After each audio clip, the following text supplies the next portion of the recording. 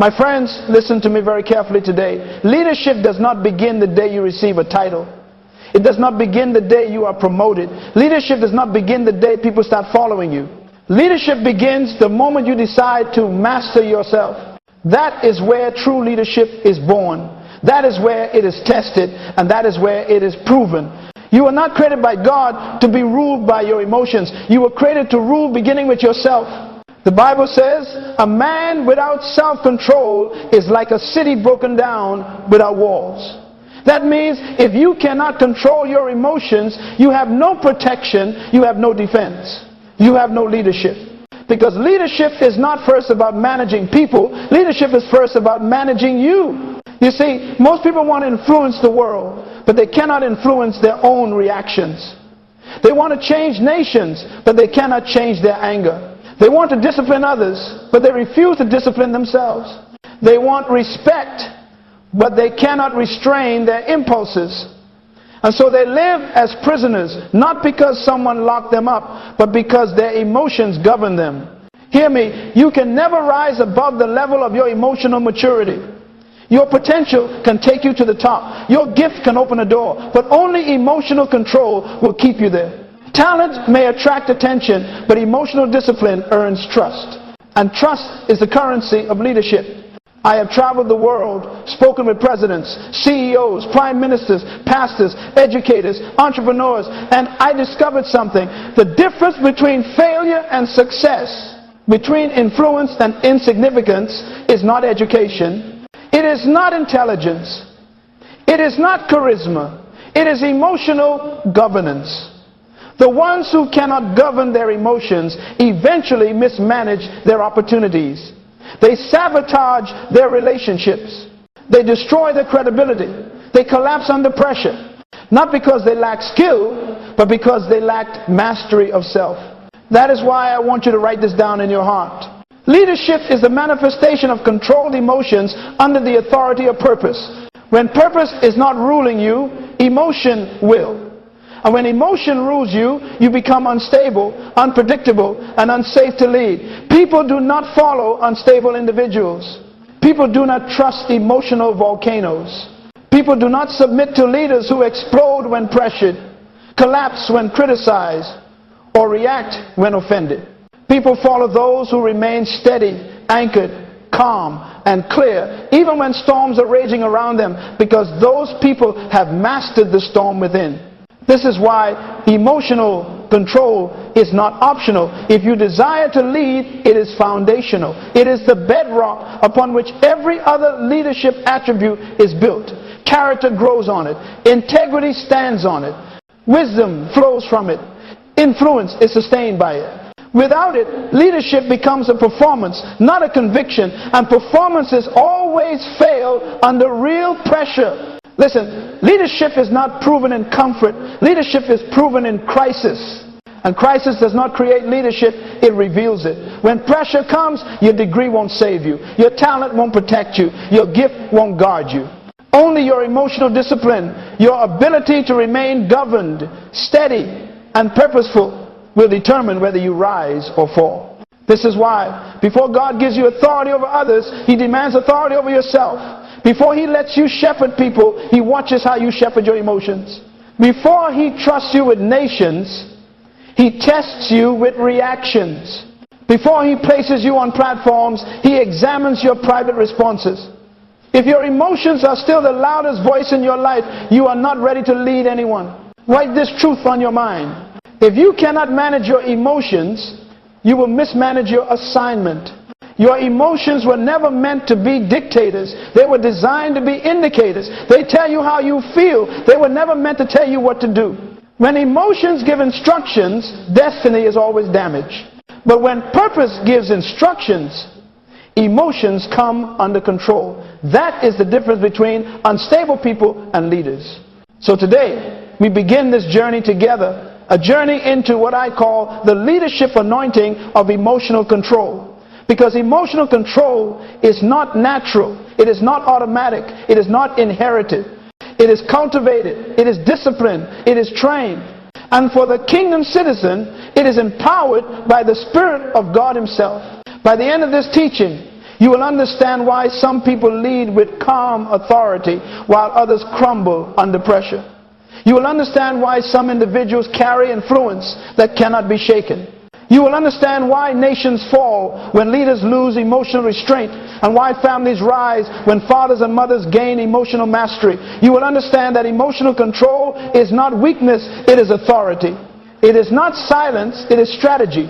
It is not suppression, it is stewardship. It is not passivity, it is leadership. So I want you to listen carefully, lean in, take notes, and open your spirit, because the next few moments may define the next season of your life. Leadership does not begin outside of you, it begins within you. And today we begin with the foundation, emotional control as the bedrock of true, God-given, kingdom-centered leadership. Now hear me carefully.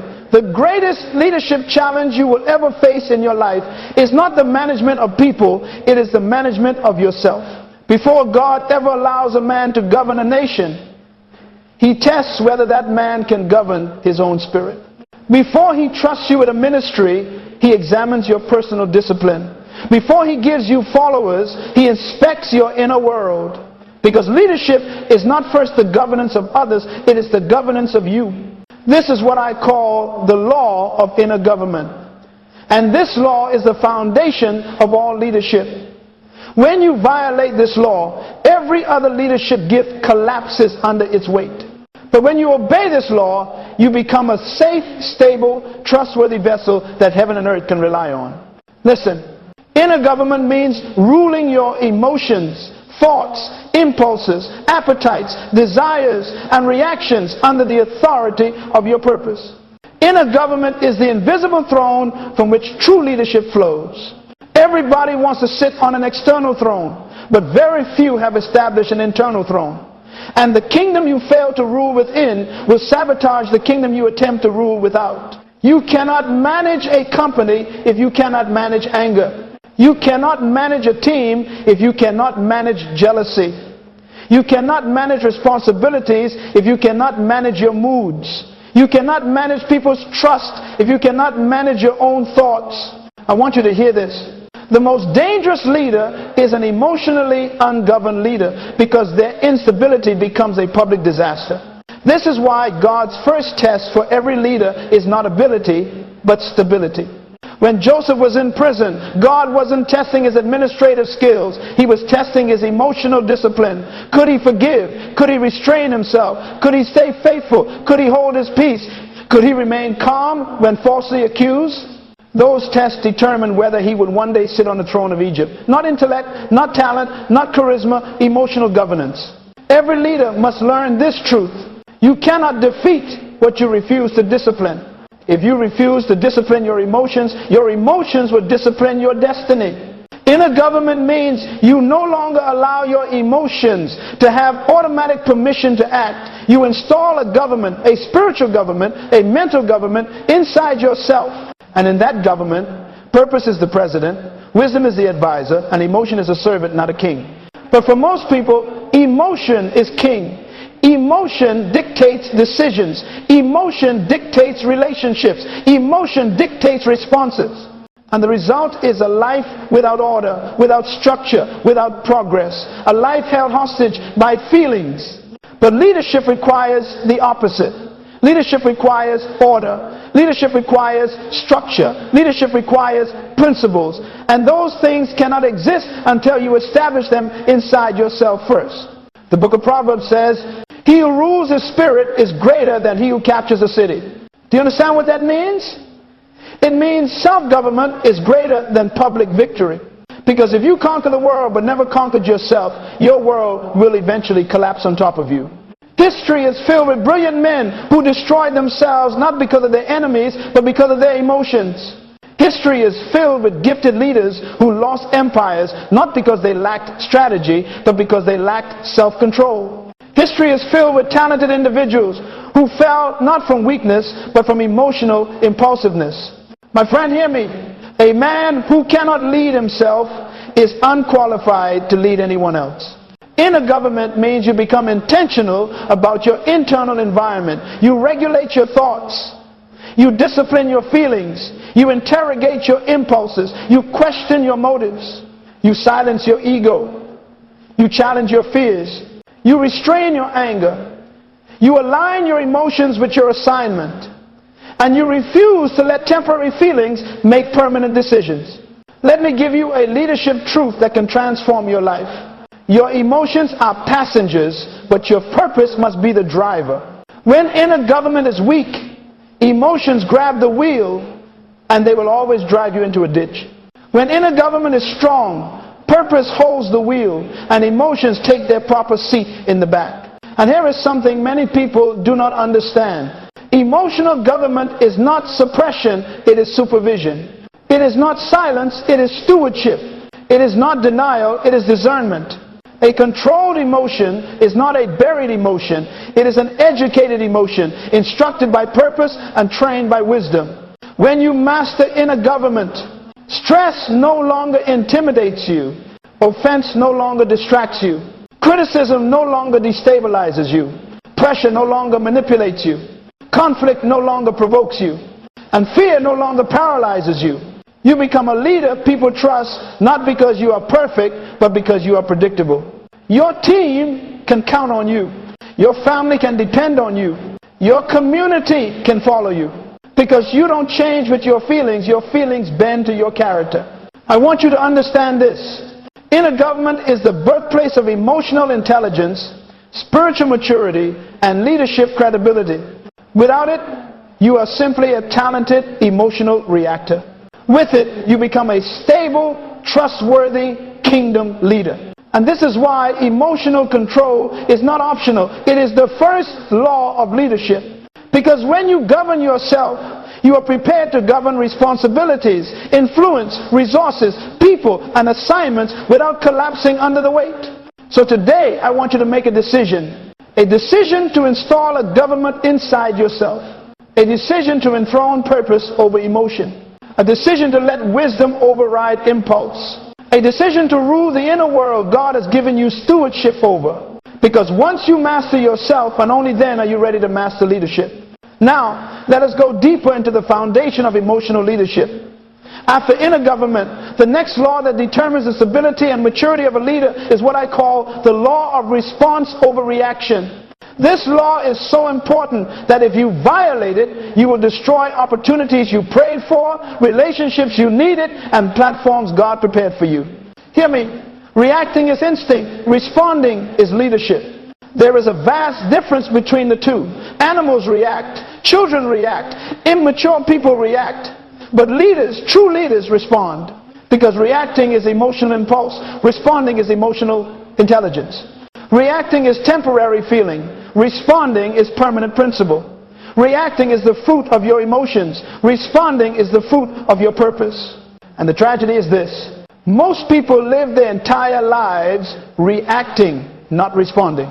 They react to what people say. They react to criticism. They react to pressure. They react to betrayal. They react to offense. They react to inconvenience. They react to fear. And the problem with reacting is that reaction is always immediate, emotional, and expensive. Write this down. Your greatest regrets in life came from reactions, not responses. I guarantee you, every painful mistake you made, every unnecessary conflict you entered, every opportunity you lost, every relationship you damaged, all of them came from a moment when you reacted instead of responding. Because reaction is impulsive. Reaction is flesh-driven. Reaction is unfiltered. Reaction is undisciplined. Reaction is emotional immaturity on display. And the enemy knows this. He doesn't need to destroy you. He only needs to provoke you. Because a provoked leader is a defeated leader. A provoked leader hands over the keys of their authority to the one who provoked them. That is why Jesus never reacted. The Pharisees accused him, but he did not react. The crowd misunderstood him, but he did not react. His disciples abandoned him, but he did not react. Pilate questioned him, but he did not react. Satan tempted him, but he did not react. He always responded calmly, strategically, purposefully, because reaction is from pressure, but response is from purpose. Let me give you a leadership principle that can save your life. The more authority you carry, the slower you must respond. Leaders cannot afford to be reactive. Parents cannot afford to be reactive. Pastors cannot afford to be reactive.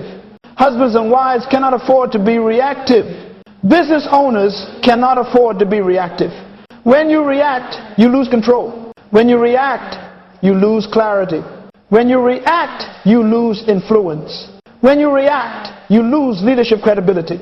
People follow leaders who are calm under fire, not emotional under pressure. Hear me. The person who can push your emotional buttons controls your life. If someone can make you angry at will, they own you. If someone can provoke you anytime they want, you are their puppet. You are not leading, you are being led by their manipulation. Leadership requires something much higher. The discipline of the pause, the deliberate moment between stimulus and choice, between emotion and decision, between feeling and action. That pause is where wisdom speaks. That pause is where your purpose reintroduces itself. That pause is where the Spirit of God whispers clarity. That pause is where emotional reaction is transformed into leadership response. If you learn to pause, you will prevent 90% of the destruction your emotions could cause. If you learn to pause, you will save relationships before they rupture. If you learn to pause, you will protect opportunities before they slip away.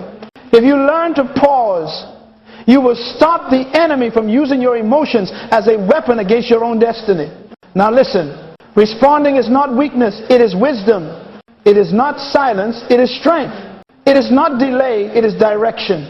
Leaders don't rush into emotional expression, they select emotional precision. A reaction says, I am controlled by the moment.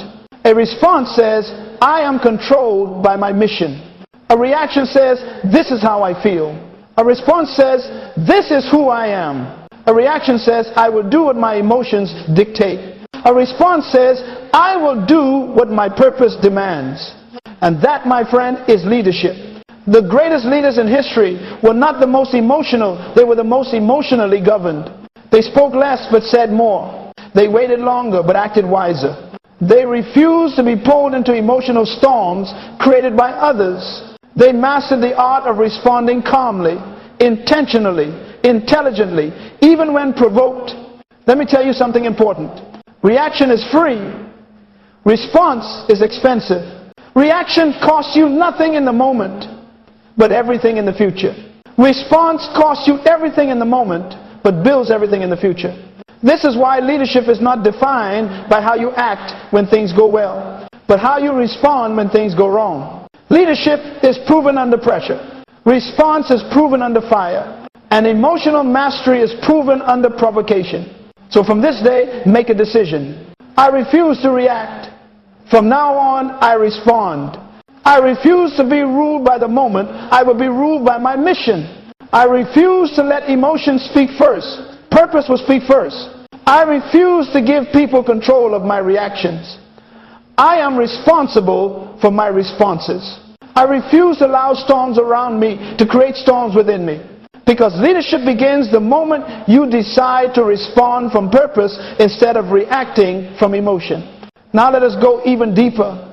Because once you understand the law of inner government, and once you embrace the law of response over reaction, you must then rise into what I call the law of perspective.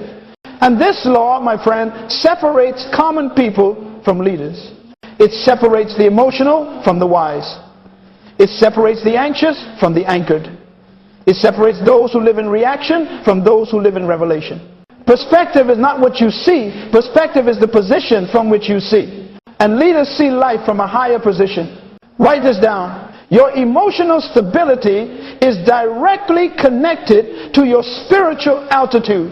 If you live in the valley, everything looks overwhelming. If you live on the mountain, everything looks manageable. The valley magnifies problems. The mountain reveals solutions. The valley exaggerates emotions. The mountain aligns emotions. The valley feeds panic. The mountain produces clarity. This is why leaders must not think from the ground. Leaders must see from the mountain. Leaders must rise above the moment, above the pressure, above the offense, above the crisis, above the confusion, and look from the elevation of purpose. Hear me. Emotion sees the moment. Leadership sees the mission. Emotion sees the attack. Leadership sees the assignment. Emotion sees the inconvenience. Leadership sees the investment. Emotion sees the obstacle. Leadership sees the opportunity. Emotion sees the storm. Leadership sees the season. Perspective determines emotional control. You are not emotional because your situation is big. You are emotional because your perspective is small. You are not overwhelmed because the problem is impossible. You are overwhelmed because you are evaluating it from the wrong altitude. A bird cannot fly if it sees like a worm. A leader cannot lead if they see like a follower. Perspective transforms the same situation into a different experience. Two people can face the same crisis. One panics, the other plans. One reacts, the other responds. One collapses, the other adjusts. One is ruled by emotion, the other is ruled by vision. The difference is not the crisis, the difference is perspective. Let me tell you something vital. When you change how you see, you change how you feel. And when you change how you feel, you change how you behave.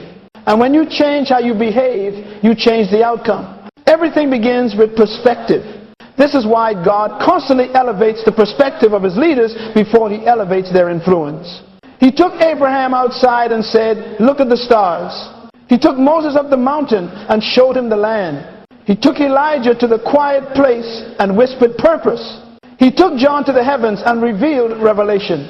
God always raises sight before he raises assignment. Because leaders do not lead with emotions, they lead with vision. And vision requires perspective. This is why emotional people struggle to lead. They only see the immediate, not the eventual. They only see the discomfort, not the development. They only see the conflict, not the construction. They only see the pain, not the purpose. But leaders understand something deeper. What you see determines what you feel. And what you feel determines what you choose. And what you choose determines what you become. So if you want emotional authority, you must elevate your perspective. You must train your mind to see beyond the offense, to see beyond the insult, to see beyond the pressure, to see beyond the crisis, to see beyond the temporary storm, to see beyond the immediate inconvenience. Let me give you a powerful leadership truth. Emotion makes decisions based on today. Leadership makes decisions based on tomorrow. Emotion says, this hurts. Leadership says, this prepares me. Emotion says, I'm frustrated. Leadership says, I'm being formed. Emotion says, this is the end. Leadership says, this is instruction. Emotion says, why is this happening to me? Leadership says, what is this teaching me? And hear this clearly. Perspective is the difference between emotional collapse and emotional control. When you see from the mountain, fear loses power. When you see from the mountain, conflict loses control. When you see from the mountain, offense loses influence. When you see from the mountain, pressure loses its threat. When you see from the mountain, emotions submit to wisdom. This is why leaders rise before they react. They rise above the moment. They elevate their thinking. They step into the future mentally before they act physically. They look at difficulty through the lens of destiny. Perspective gives meaning to your emotions. Without perspective, emotions mislead you. With perspective, emotions assist you. Hear this. Perspective is emotional intelligence in prophetic form. It allows you to see from the viewpoint of purpose. It allows you to interpret life from the vantage point of vision. It allows you to respond from wisdom instead of reacting from weakness. This is why before you speak, rise. Before you decide, rise. Before you respond, rise. Before you confront, rise. Rise above your feelings. Rise above your fears. Rise above your frustration. Rise above the moment. And speak from the mountain, not from the valley. Because when a leader sees correctly, they feel correctly. And when a leader feels correctly, they lead correctly. Perspective is the leadership filter that produces emotional clarity.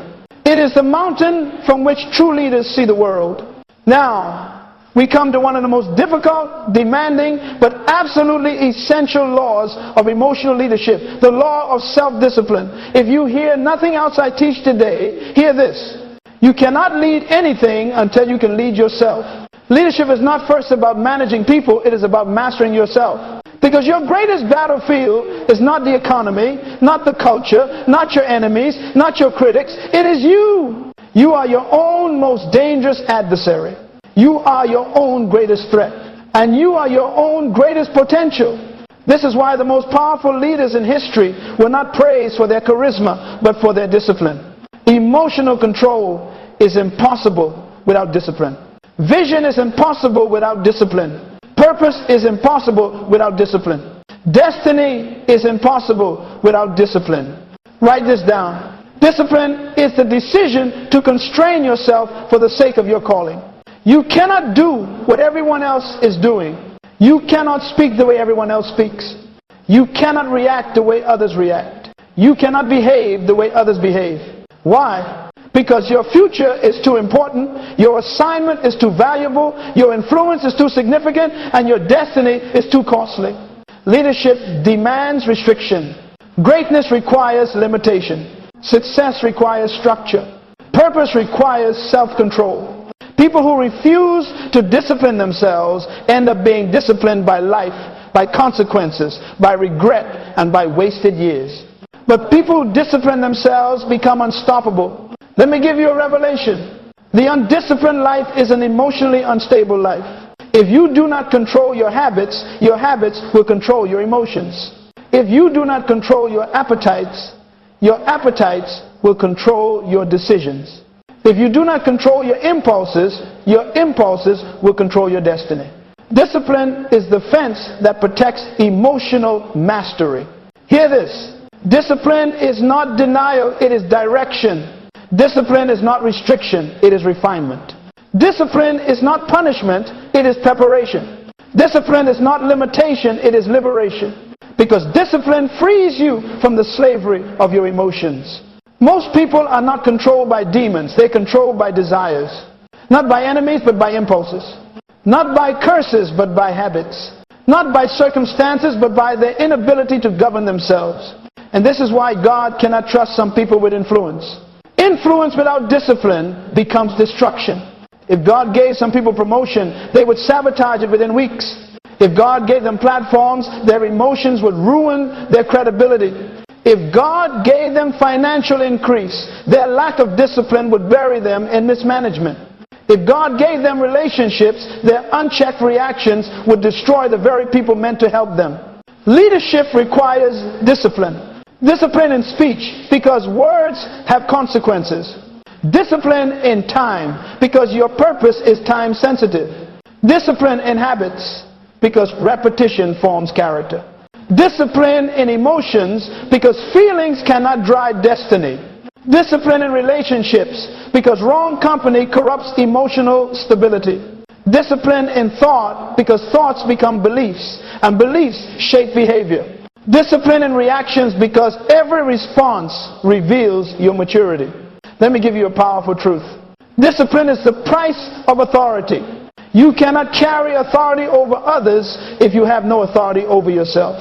You cannot command environments if you cannot command your own emotions. You cannot govern responsibility if you cannot govern your own impulses. Self-discipline is not optional, it is foundational. And hear this clearly. Your emotional outbursts are not personality, they are a lack of discipline. Your uncontrolled anger is not passion, it is immaturity. Your impulsive decisions are not spontaneity, they are disorder. Your inability to wait is not urgency, it is lack of restraint. Discipline is the hallmark of kingship. Discipline is the test of leadership. Discipline is the mark of maturity. A disciplined person wakes up before emotions decide. A disciplined person speaks only after wisdom approves. A disciplined person responds only after purpose interprets. A disciplined person acts only after principles confirm. Leaders do not follow feelings, they follow standards.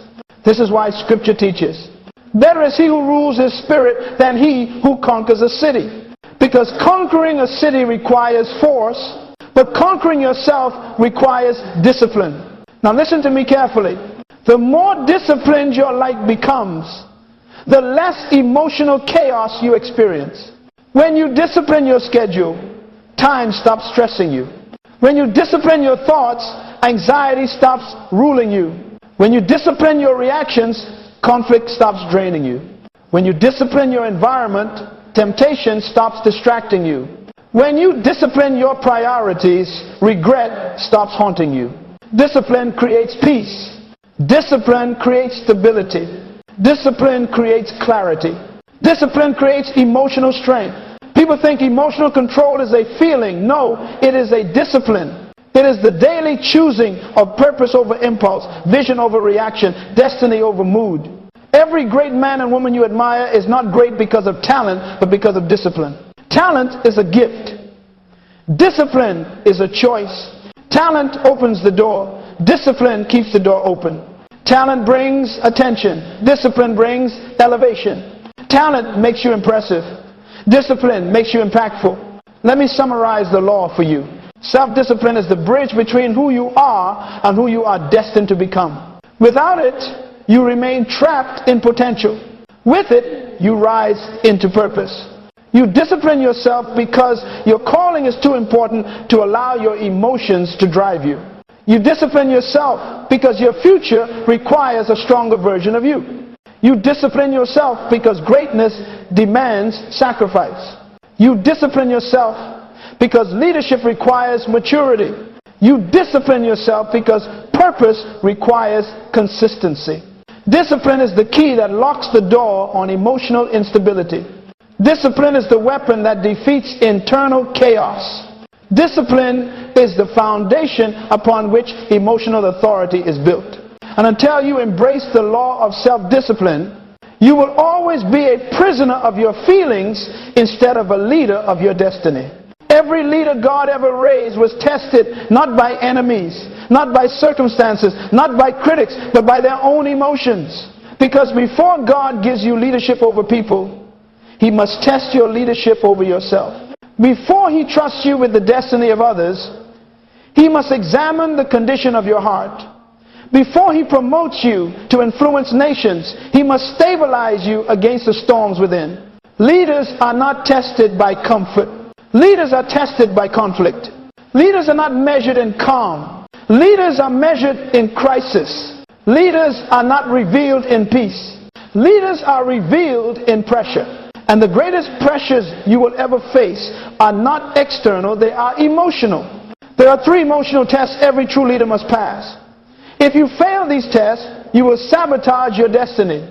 But if you master them, you become unstoppable. Let us walk through them. Emotional test has shown. The test of offense. Everyone who rises will be offended. Everyone who leads will be misunderstood. Everyone who elevates will be criticized. The question is not whether offense will come. The question is how you handle it. Offense is one of the enemy's most destructive weapons, because offense does not attack your body, it attacks your heart. And the heart is the seat of leadership. Write this down. Offense reveals whether you are led by emotion or led by purpose. People who live offended never fulfill their assignment. Offense distorts your perspective, contaminates your motives, sabotages your relationships, and destroys your focus. Hear me. The offended heart is the distracted heart. You cannot lead effectively when your heart is wounded. You cannot think clearly when your emotions are inflamed. You cannot hear God's voice when you are replaying what someone did to you. Leaders must not be easily offended because purpose is too great to be crippled by petty emotions. A leader must rise above offense, not because the offense wasn't painful, but because the mission is more important than the emotion. The first emotional test is simple. Do you protect your heart more than your feelings?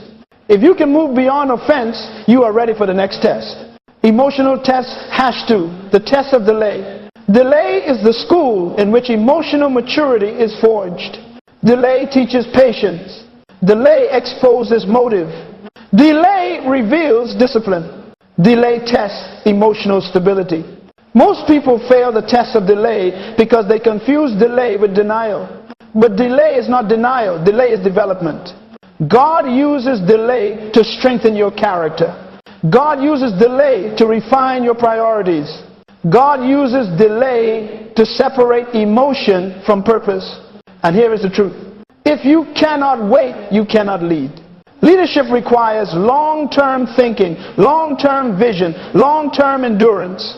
But emotional people want everything now. They want instant results, instant validation, instant success, instant gratification. However, hear this carefully.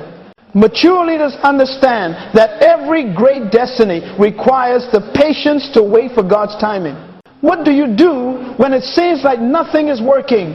What do you do when doors take longer to open? What do you do when progress moves slower than your desire? Your emotional responses in seasons of delay reveal whether you are ready for the next level. Delay exposes impulsiveness. Delay strengthens endurance. Delay humbles pride. Delay produces wisdom. If you can remain stable in delay, if you can remain focused without seeing results, if you can remain purpose-driven while waiting, then you are ready for the next test. Emotional test #3, the test of provocation. This is the most dangerous test of all, because provocation is the enemy's attempt to pull you out of character. It is the moment when someone deliberately tries to push you beyond your limits. It is when situations deliberately demand a reaction from you. If offense hurts the heart, if delay stretches the heart, provocation exposes the heart. And hear me, any area where you are easily provoked is an area where you are not yet a leader. A leader who can be provoked at will is a leader with no control. A leader who can be pulled into emotional chaos is a leader not yet entrusted with long-term influence. A leader who loses their composure loses their credibility. Provocation is the test that asks, can you stay calm when others are losing control? Can you stay wise when others are irrational? Can you stay grounded when emotions erupt around you? This is Jesus standing silent before his accusers. This is Moses learning not to strike the rock in anger. This is David refusing to kill Saul even when provoked. This is Nehemiah ignoring the mockery of his enemies. This is Daniel unmoved by political manipulation. Provocation is not about the situation, it is about your stability. It is not about the pressure, it is about your posture. It is not about the insult, it is about your identity. A leader who is not easily provoked becomes a dangerous force because people cannot manipulate them. Circumstances cannot control them. Enemies cannot intimidate them. Emotion cannot move them. And here is the truth of leadership. Your authority grows every time you refuse to be provoked. The enemy wants you emotional because emotional people are predictable. But when you pass the test of provocation, you enter a realm of spiritual and emotional authority where you cannot be manipulated by people, pressured by circumstances, or destabilized by conflict. Summary of the 3 tests. Offense tests your heart. Delay tests your patience. Provocation tests your stability. If you master your emotions in these 3 areas, you become a leader ready for influence, ready for responsibility, and ready for destiny. Because God promotes not the gifted, not the talented, not the charismatic, but the emotionally stable. These 3 tests determine whether you can carry greatness without being destroyed by greatness, whether you can lead people without being manipulated by people, whether you can rise to purpose without falling to emotion. A leader who passes these tests becomes truly unshakable. Now we come to one of the most powerful emotional principles in leadership, the law of detachment. This law is misunderstood by many because it sounds cold, uncaring, or distant, but it is none of those things. It is not the detachment of the heart, it is the detachment of identity. It is not detachment from people, it is detachment from dependence. It is not detachment from love, it is detachment from emotional captivity. Write this down. Detachment is the ability to stay internally independent even when you are externally connected. You can love people without depending on their approval. You can work with people without being controlled by their emotions. You can care deeply without being emotionally enslaved. You can lead people without being drained by people. Because let me tell you the truth, You cannot lead people you are emotionally addicted to. And you cannot stay stable around people you give emotional permission to control you. Detachment is emotional sovereignty, the refusal to hand over your internal government to people, circumstances, or outcomes. Hear me carefully. Emotional dependence is the enemy of leadership. If people can validate you, they can manipulate you. If people can offend you, they can redirect you. If people can intimidate you, they can silence you. If people can flatter you, they can influence you. If people can anger you, they can govern you. This is why leaders must cultivate detachment, not to distance themselves from relationships, but to protect themselves from emotional bondage. Detachment is not distance, it is discipline. A detached leader listens without absorbing negativity, loves without losing identity, cares without compromising clarity, connects without collapsing under pressure, helps without becoming hostage to expectations. Most people become emotionally exhausted, not because they love too much, but because they attach too tightly. They take responsibility for everyone else's feelings. They absorb everyone else's conflicts. They internalize everyone else's reactions.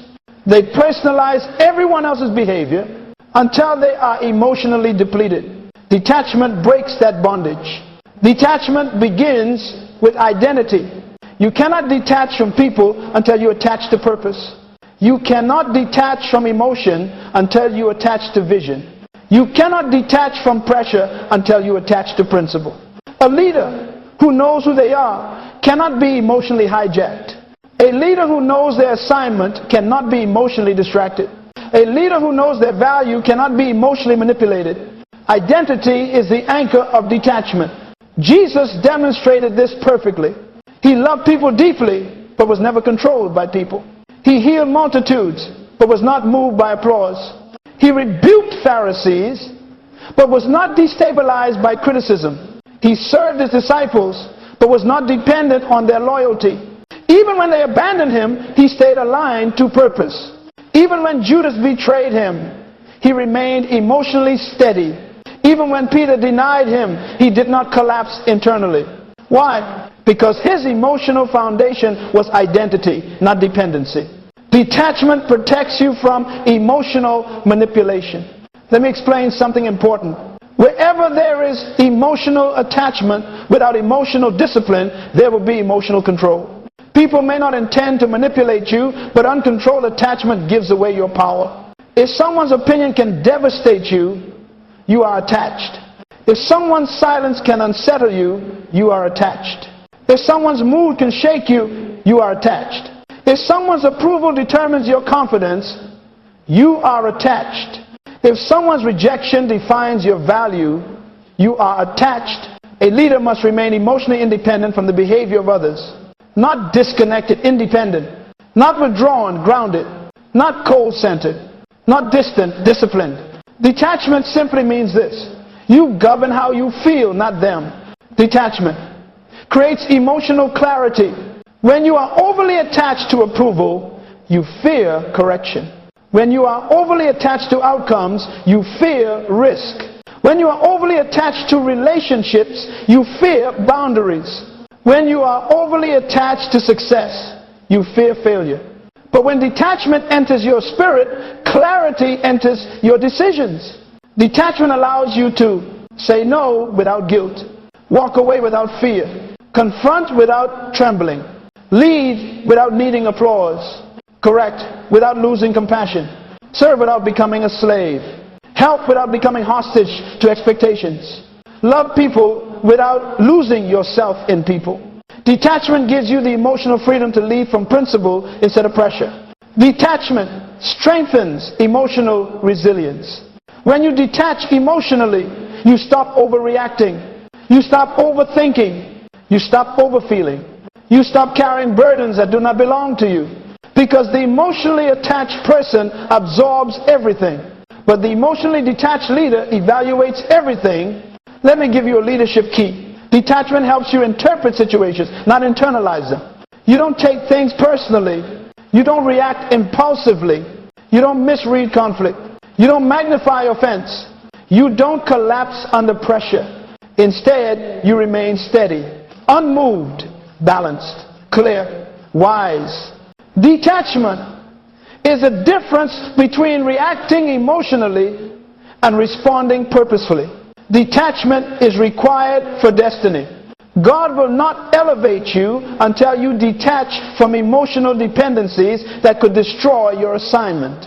Many people are stuck not because they lack potential, but because they are too attached to the wrong relationships, the wrong validation, the wrong environment, the wrong opinions, the wrong expectations.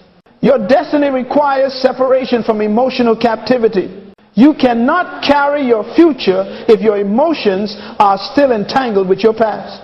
You cannot enter purpose if you are still attached to the approval of people you've outgrown. You cannot lead on mountains if you are emotionally tied to the valleys God delivered you from. Purpose demands detachment. Leadership demands detachment. Emotional mastery demands detachment, because detachment is the foundation of inner freedom. You are not fully free until people lose the power to control your emotional climate. That is emotional leadership. That is maturity. That is independence. That is kingdom self-government. Now we come to a law so powerful that if you understand it, you will never again see your emotions as weaknesses. You will see them as energy, as resources, as raw material for greatness. I call it the law of emotional transmutation, the ability to convert emotions into fuel for purpose. Hear me carefully.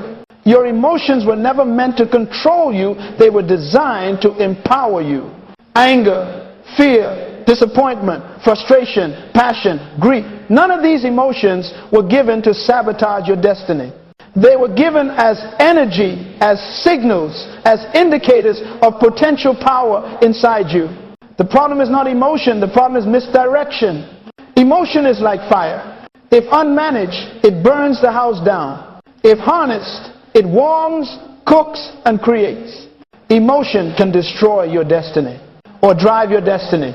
And the difference is leadership. Write this down. Transmutation means converting emotional energy into productive power. Leaders do not suppress emotion, they transform emotion.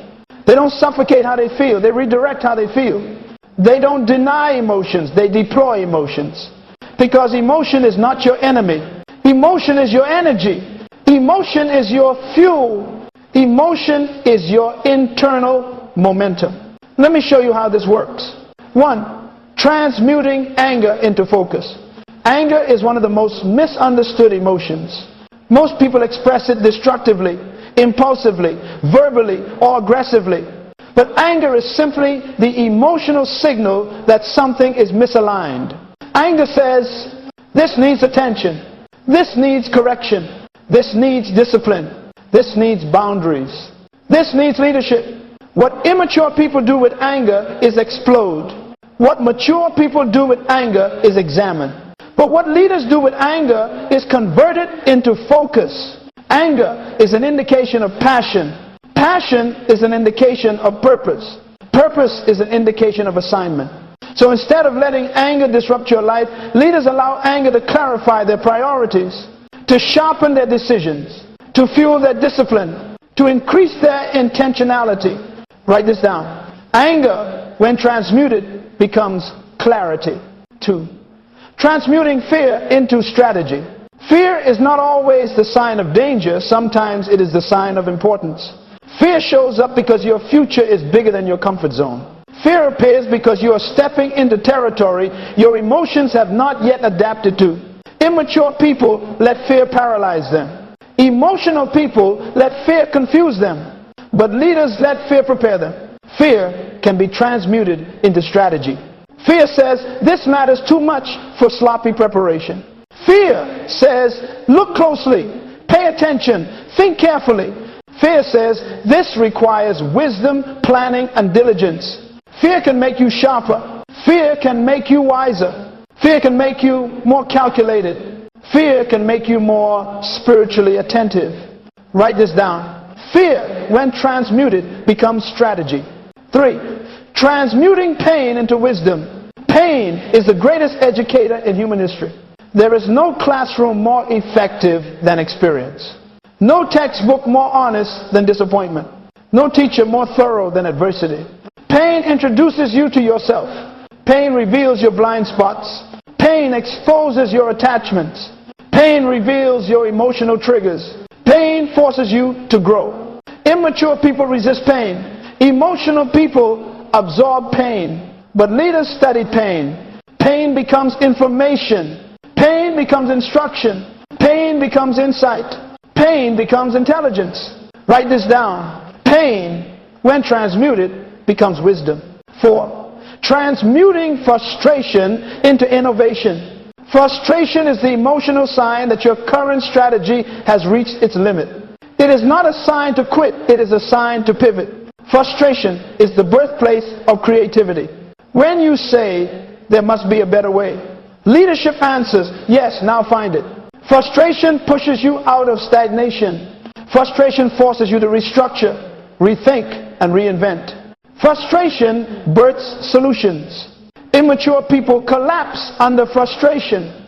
Emotional people complain in frustration, but leaders innovate through frustration. Write this down. Frustration, when transmuted, becomes innovation. 5.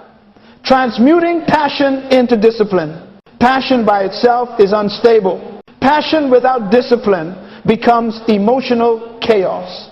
Passion without structure becomes wasted energy. But passion with discipline becomes unstoppable power. Passion fuels movement. Discipline directs movement. Purpose completes movement. This is why passion is dangerous without a plan, but explosive with a system. Leadership takes passion and turns it into patterns. It takes emotion and turns it into execution. It takes inspiration and turns it into implementation. Write this down. Passion, when transmuted, becomes discipline. 6. Transmuting desire into destiny. Desire is the emotional seed of your potential. What you desire reveals who you can become. But desire is useless without direction. Many people desire success, few discipline that desire into action. Many desire peace, few discipline that desire into emotional control. Many desire greatness, few discipline that desire into habits. Leaders take desire and form destiny with it. Desire shows the path. Discipline walks the path. Destiny rewards the path. Write this down. Desire, when transmuted, becomes destiny. Transmutation principle. Emotion is energy never wasted. Every feeling you have is energy. Do not waste emotional energy on reaction. Do not waste emotional energy on worry. Do not waste emotional energy on anger for anger's sake. Do not waste emotional energy on complaining, comparing, or fearing. Convert it, redirect it, transmute it, use it. Turn emotion into power. Turn emotion into purpose. Turn emotion into better habits. Turn emotion into better decisions. Turn emotion into deeper leadership. This is emotional mastery. This is the discipline of kings. This is the intelligence of leaders. This is the secret behind those who rise while others collapse. The greatest leaders in history were not emotionless, they were emotionally intentional. They felt everything but reacted to nothing. They used emotion but were not used by emotion. They converted feeling into fuel. That is the law of emotional transmutation. Now that we have understood the laws, the principles, and the internal architecture of emotional mastery, we must come to something very practical, what I call the leader's emotional arsenal. These are the tools, the disciplines, the protocols a leader must practice daily in order to maintain emotional strength, stability, clarity, and authority. Because listen to me, emotional mastery is not an event, it is a lifestyle. You don't become emotionally strong because you listen to one message. You don't become emotionally disciplined because you had one revelation. You don't become emotionally stable because you read one book. Emotional control is the result of daily maintenance, daily practices, daily decisions, and daily alignment. You cannot master your emotions occasionally. You must master them consistently. These protocols are not optional. They are essential. They are the habits that build the emotional immune system of a leader. Let us walk through them. 1. Daily protocol of stillness. The first weapon in your emotional arsenal is stillness. You cannot rule your emotions if your spirit is always noisy. An unsettled heart produces an unsettled life. Every leader needs a moment each day when the world stops and the spirit listens. Stillness is where clarity is born. Stillness is where anxiety is corrected. Stillness is where identity is reinforced. Stillness is where purpose speaks. Stillness is where emotions bow to wisdom. If you neglect stillness, you will be led by impulse. If you embrace stillness, you will be led by insight. 2. Daily protocol of emotional awareness. Emotional maturity begins with emotional awareness. If you cannot identify what you feel, you cannot control what you feel. Awareness asks, what am I feeling? Why am I feeling it? What triggered it? Is this emotion valid, exaggerated, or misplaced? What principle should govern my response? Leaders do not let emotions run wild in the shadows. They interrogate emotions. They study emotions. They interpret emotions. Because every emotion is a message, and every message requires a wise interpreter. Write this down. Emotion unexamined becomes emotion unrestrained. 3. Daily protocol of pre-decisions. Leaders do not wait for emotions to rise before deciding how to behave. They make pre-decisions. A pre-decision is a covenant with your future self. It is the decision you make today that will protect you tomorrow. You decide before the emotion appears. I will not argue emotionally. I will not respond while angry. I will not react to provocation. I will pause before speaking. I will stay calm regardless of pressure. I will protect my peace at all costs. I will not surrender my leadership to feelings. If you do not make pre-decisions, emotions will make decisions for you. Emotional control is not spontaneous. It is premeditated. 4. Daily protocol of boundaries. You cannot control your emotions if you allow everything and everyone access to your emotional space. Boundaries are walls that protect your peace, your time, your purpose, and your stability. A leader must learn to say, no, I am not available. No, this is not my assignment. No, I will not enter this conflict. No, I cannot take responsibility for how you feel. No, I refuse to participate in chaos. Boundaries are not unloving. Boundaries are wisdom. Most emotional exhaustion comes from poor boundaries. Most emotional instability comes from unfiltered access. Boundaries protect your leadership. 5. Daily protocol of purpose alignment.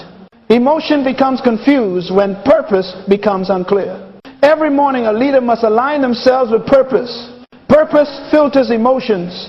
Purpose interprets events. Purpose stabilizes reactions. A leader should ask daily, what is my assignment? What is my priority? What matters most today? What must I ignore? What deserves my emotional investment? Purpose is the compass of emotional intelligence. Without purpose, emotions wander. With purpose, emotions obey. 6. Daily protocol of silence before response. Silence is not withdrawal. Silence is not weakness. Silence is strategic. Silence is intelligent. Silence is strength. There is power in learning to say nothing until wisdom forms the right words. The emotionally immature speak quickly.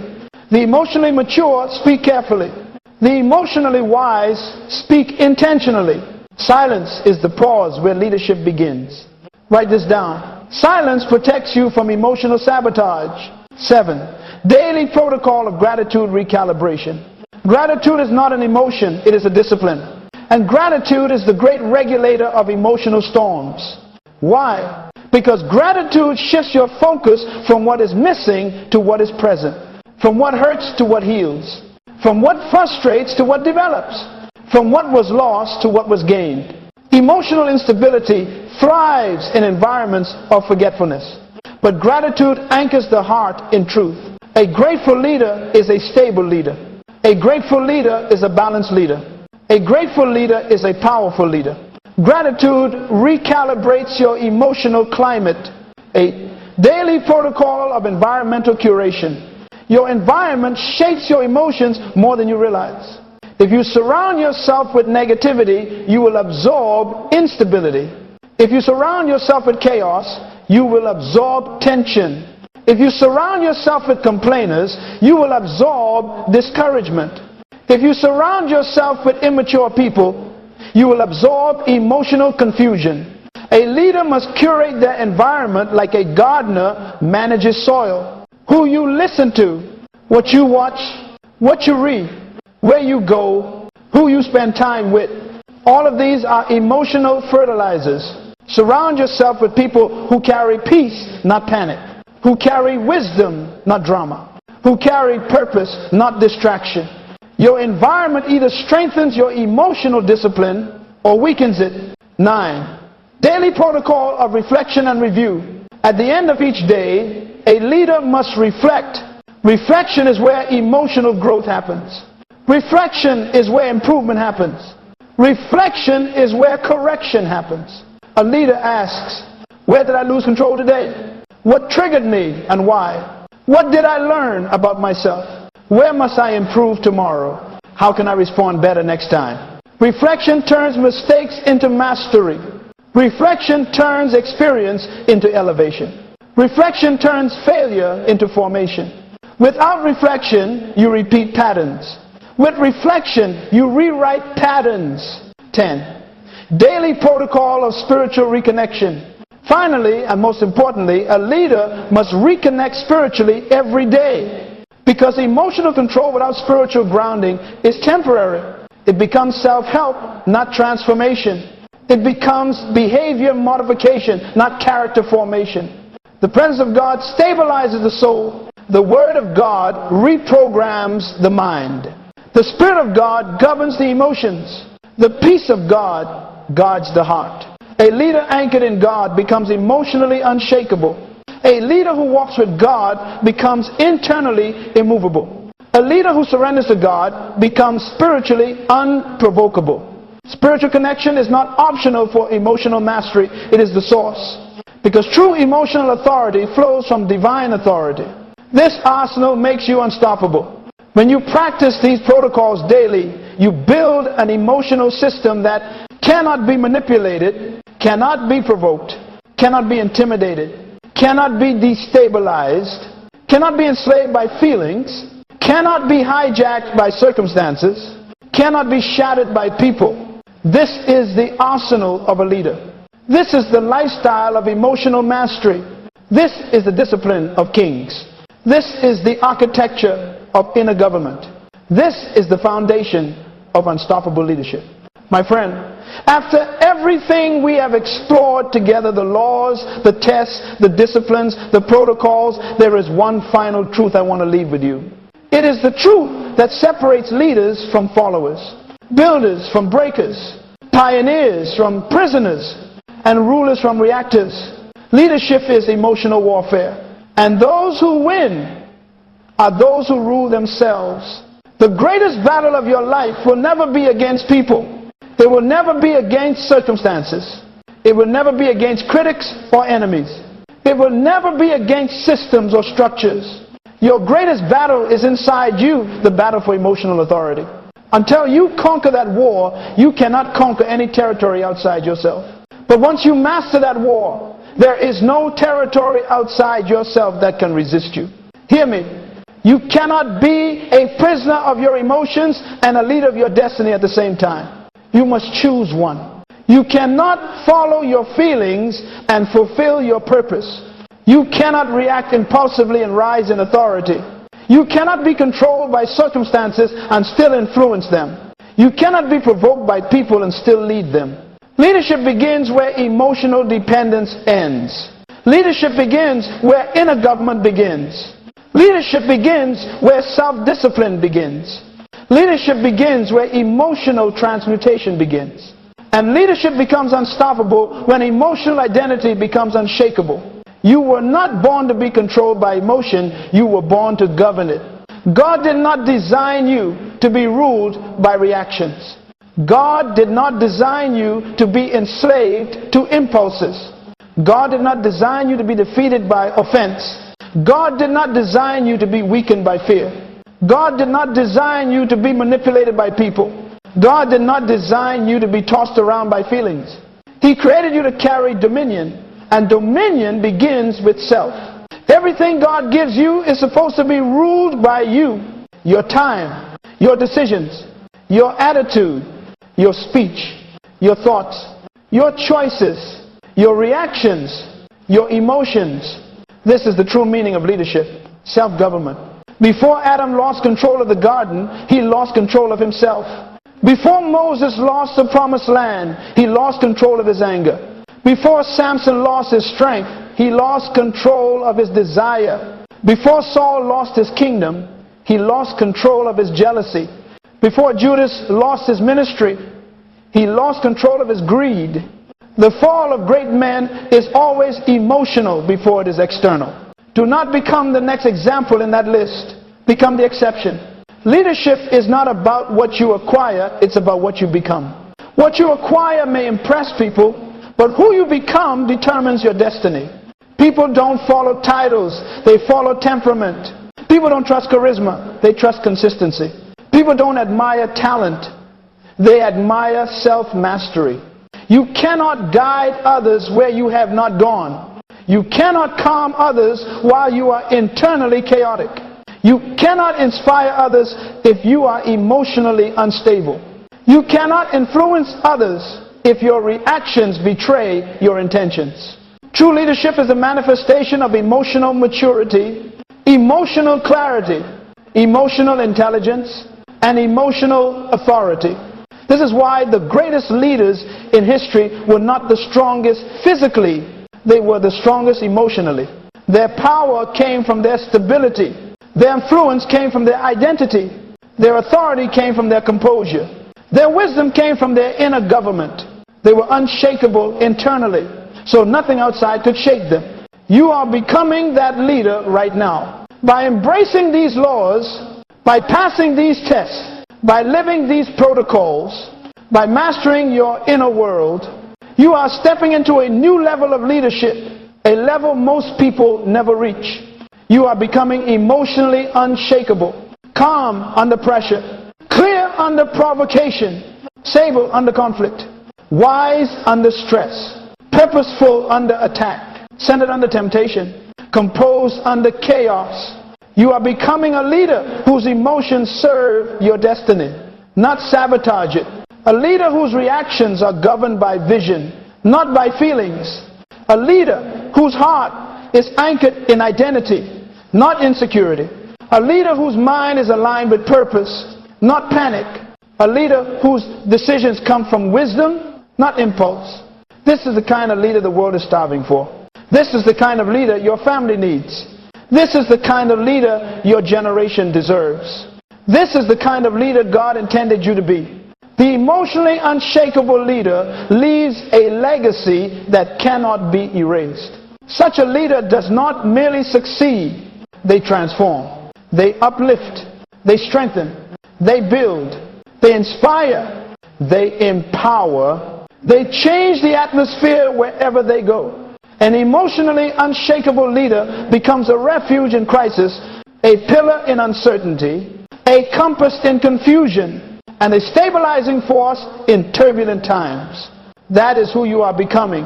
That is who you must be. That is who you were born to be. Your assignment begins now, not tomorrow, not next month, not after you feel ready, not after life gets easier. Emotional mastery begins the moment you decide to rule your inner world. Make the decision today. Make the commitment today. Make the covenant today. Say within yourself, I will no longer be ruled by feelings. I will no longer be manipulated by emotions. I will no longer surrender my peace to people. I will no longer allow offense to shape my future. I will no longer let fear guide my decisions. I will rise in emotional authority. I will lead myself. I will govern myself. I will master myself. I will become the leader I was born to be. If you make that decision today, your life will begin to rise slowly, consistently, unavoidably, into the greatness God placed within you. Because emotional mastery is not the end of leadership. It is the beginning. The world is waiting for you. Your generation is waiting for you. Your assignment is waiting for you. Your destiny is waiting for you. Rise and become the emotionally unshakable leader you were designed to be.